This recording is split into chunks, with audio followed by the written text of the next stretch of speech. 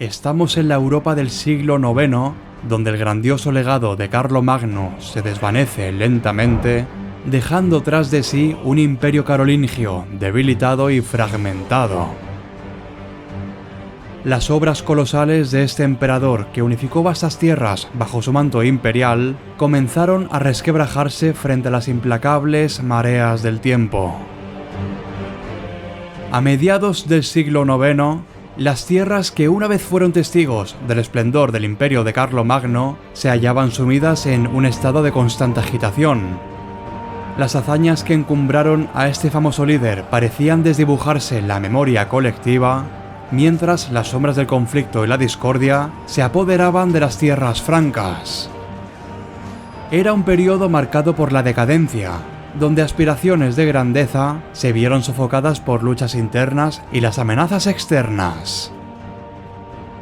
El único hijo y heredero de Carlomagno, Luis el Piadoso, se enfrentaba a un desafío monumental al intentar mantener unida la vasta herencia de su padre. Sin embargo, y a pesar de sus esfuerzos, el reinado de Luis se vio empeñado por una serie de guerras civiles y disputas fronterizas que amenazaban con desgarrar el tejido mismo del imperio. Conforme las décadas fueron pasando, la grandeza del imperio carolingio pareció desvanecerse, dejando en su estela un paisaje marcado por la incertidumbre y la inestabilidad. Para colmo de males, la muerte de Luis el Piadoso en el año 840 marcó el comienzo de una nueva era de turbulencia y conflicto en las tierras francas. Sus hijos, sedientos de poder y deseosos de reclamar su parte del legado de Carlomagno, provocarían una guerra civil que amenazó con consumir lo que quedaba del moribundo imperio. Y fue en este contexto de caos y desesperación donde emergió Carlos II, conocido como Carlos el Calvo, el hijo más joven de Luis, como nuevo rey de los francos occidentales. Sin embargo, la posición de Carlos el Calvo estaba lejos de ser envidiable. A pesar de portar la corona, su autoridad fue cuestionada desde el principio y su dominio sobre las tierras occidentales del imperio era frágil y precario.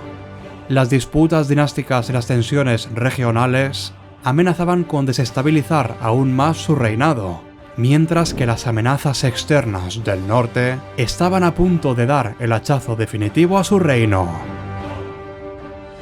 Concretamente, la expansión de los invasores escandinavos, conocidos como vikingos, supuso una grave amenaza para la seguridad y la estabilidad del reino franco.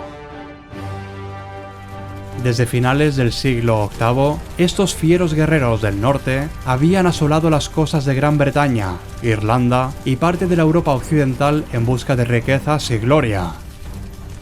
Pero ahora, su incursión en las tierras francas encontraría a un reino debilitado y dividido, mal preparado para resistir el embate de estos temibles guerreros.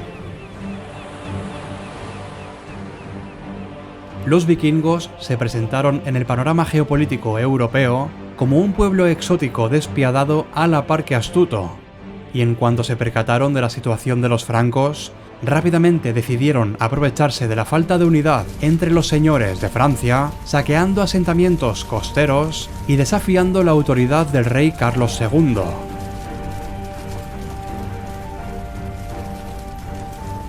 Conforme las incursiones vikingas se intensificaron y se convirtieron en un motivo de preocupación real, el reino franco se vio obligado a tomar medidas desesperadas para protegerse de esta nueva amenaza. Sin embargo, la situación tan crispada dentro de las fronteras francas causó un debilitamiento de sus defensas y dejó al reino realmente vulnerable frente al avance devastador de los invasores del norte. Los vikingos pronto comenzaron a conocer la cartografía de estas tierras, y en cuanto supieron de París, que en aquel momento había superado a Aquisgrán en importancia, tendría lugar un dramático episodio de saqueo a la ciudad. Un evento que cambiaría para siempre el curso de la historia de la Europa occidental y dejaría una marca indeleble en la memoria colectiva de las tierras francas. En un intento por proteger su reino de esta inminente tormenta, Carlos el Calvo se vio obligado a permitir a los vikingos establecerse a lo largo de las costas y ríos francos con tal de disminuir su vulnerabilidad ante futuros ataques.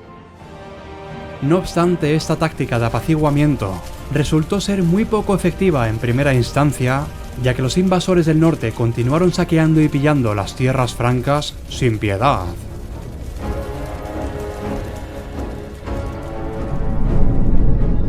El río Sena, con su valle verde y arbolado, era una de las arterias vitales de la Francia occidental.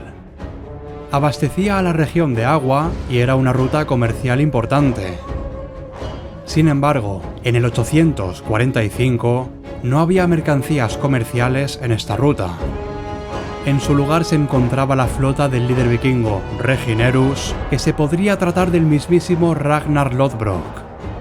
Sin embargo, todo lo que rodea a Ragnar Lodbrok hay que agarrarlo con pinzas, ya que apenas hay fuentes biográficas de su vida y las evidencias de sus hazañas son muy confusas y escasas. Pero en este vídeo vamos a relacionar al líder Reginerus como el Ragnar que todos conocemos. Así pues, en marzo del 845, el líder nórdico se puso a navegar el río Sena, tomando por sorpresa al rey franco occidental Carlos el Calvo, quien, debido a lo inusual que era hacer la guerra antes de verano, no esperó tal ataque y no estaba listo para frenar el avance de los nórdicos a falta de organizar unas defensas. Esto dio tiempo a Ragnar y a sus hombres para saquear más poblaciones y avanzar hacia París.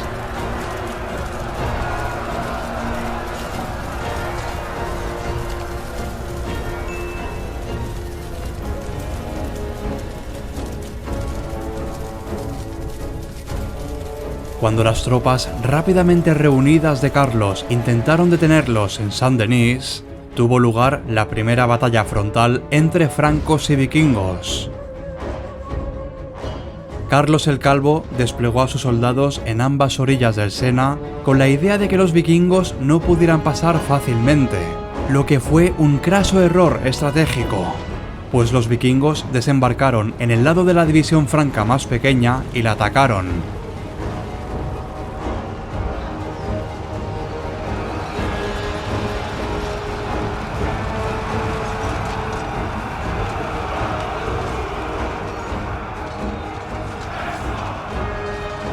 Mientras todo esto ocurría, el resto de las fuerzas de Carlos no tuvo forma de cruzar el río y tuvo que ver impotente cómo los hombres del norte masacraban a sus camaradas en inferioridad numérica. Algunas fuentes afirman que tomaron a 111 prisioneros y los colgaron en una isla en el río, lo que dejó la moral de los francos por los suelos y comenzaron a huir.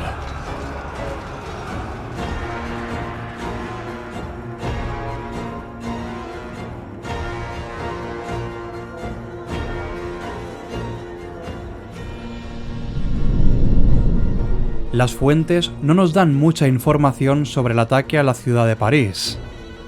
Al parecer los nórdicos llegaron a la ciudad el sábado santo, 28 de marzo del 845.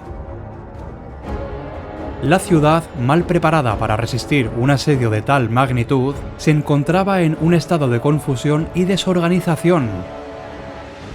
Las defensas eran débiles, las guarniciones dispersas, y la población aterrorizada se refugió en la iglesia, las murallas y en sus casas, en un intento desesperado por salvar sus vidas y sus hogares de la tormenta que estaba por venir.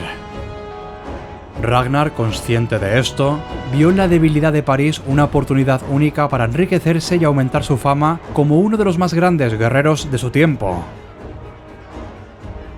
Sin dar tregua a los parisinos ni oportunidad de reorganizarse, el líder nórdico dirigió a sus hombres hacia las murallas de la ciudad mediante los dos puentes que la conectaban con el continente, rodeándola con los Drakkar y decidido a conquistarla a cualquier precio.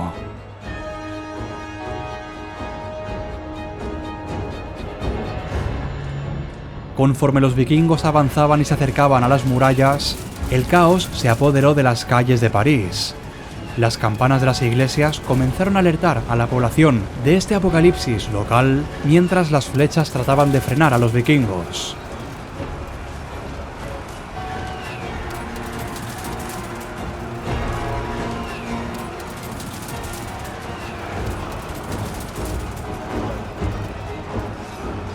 En un momento dado los nórdicos consiguieron atravesar las murallas y el sonido de las flechas fue reemplazado por el de las espadas y hachas chocando, dando lugar a un combate cuerpo a cuerpo donde los defensores luchaban desesperadamente por proteger sus hogares y sus seres queridos de la amenaza de estos invasores del norte.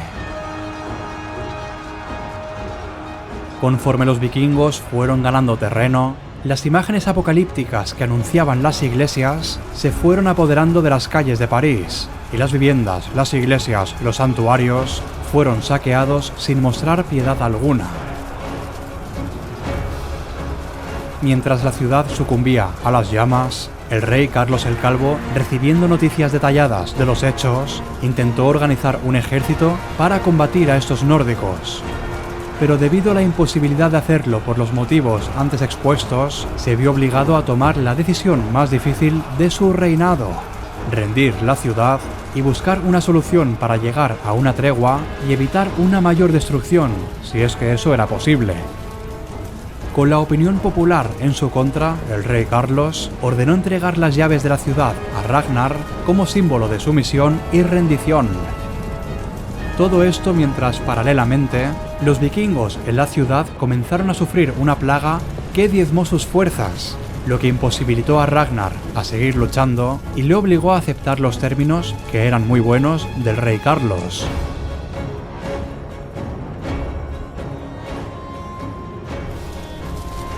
Al poco tiempo de llegar a una tregua, Ragnar decidió volver a la costa, no sin antes saquearlo todo a su paso. Los francos fueron informados de esto, pero por el momento habían conseguido librarse de estos invasores nórdicos. Para los vikingos, el saqueo de París fue una victoria histórica que les dio fama y fortuna y les consolidó como una fuerza a tener en cuenta en la región. Con el botín obtenido de la campaña, Ragnar y su ejército regresaron a sus hogares en el norte con las manos llenas de riquezas y sus corazones llenos de gloria. Por otro lado, para el rey Carlos el Calvo y su reino, el saqueo de París quedó como una marca dolorosa y como una señal clara de la necesidad de fortalecer las defensas del reino para prevenir futuras incursiones vikingas. De hecho, después del saqueo, Carlos emitió el llamado Edicto de Pistres, donde instó a los nobles francos a crear unidades de caballería capaces de reaccionar rápidamente a las futuras incursiones nórdicas. Futuras incursiones que efectivamente iban a llegar.